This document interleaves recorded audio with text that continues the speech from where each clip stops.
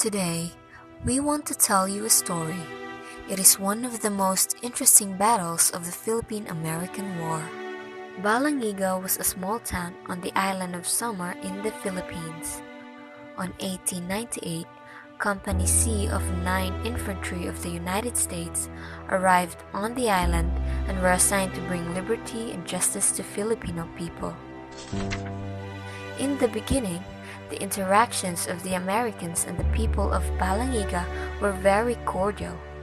But then, relations went downhill after two American soldiers allegedly tried to molest a Filipino woman. When locals came to the woman's defense, the soldiers wanted revenge. Since then, people in Balangiga have been subjected to forced labor and detention with only little food and water. Locals also protested the move of the U.S. garrison to cut food and other supplies in the area. Balangiga Police Chief Valeriano Abanador, along with rebel officers Captain Eugenio Daza and Sergeant Pedro Duran Sr., were plotting a rebellion against the Americans. Police Chief Valeriano Abanador started their plans by offering help to Captain Connell by sending locals to assess the sanitation crew.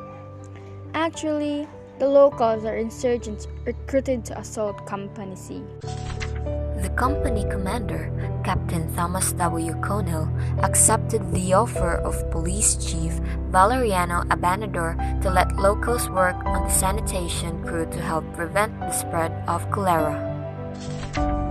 On the night of September 27, there was a procession of so-called dead children due to the cholera epidemic with many children. The procession was entered into the church. By the way, women or men in disguise hiding physically in their clothes and coffins. They took a coffin to the area, supposedly carrying children who died because of cholera.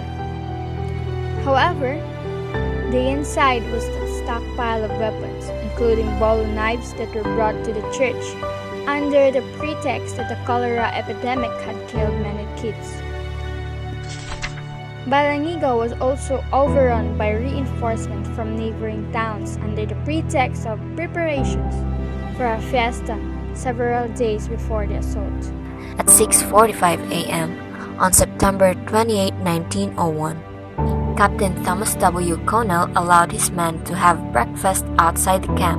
As it may obscure to the Americans, there was an unexpected assault. Police Chief Valeriano Abanador conducted the first assault after talking to him by killing an American sentry. According to at least 10 American survivors, bells from the Catholic Church rang out to signal that the attack has begun. The locals who served the soldiers breakfast started slashing the soldiers with their bolo knives and decapitating some of them.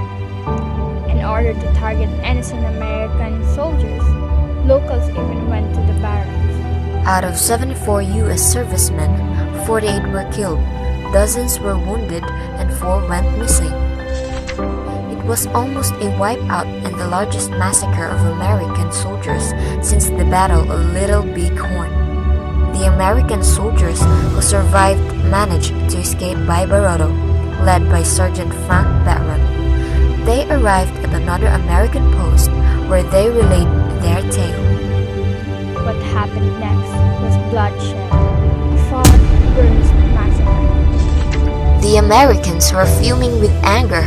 General Jacob Smith ordered to pacify Summer together with Major Littleton Waller. General Jacob Smith ordered the killing of any person who are capable of bearing arms in actual hostilities against the United States.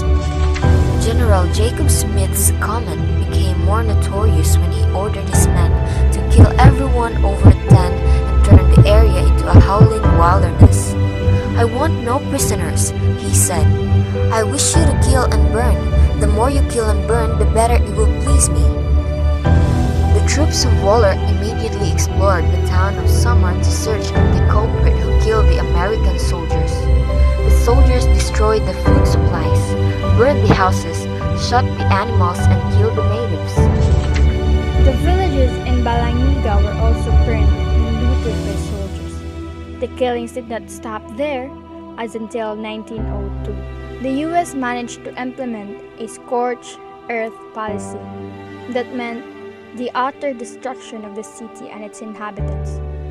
There is no exact estimate in the number of Filipinos killed, despite what some resources have previously said, that about 15,000 were killed during the duration of the massacre.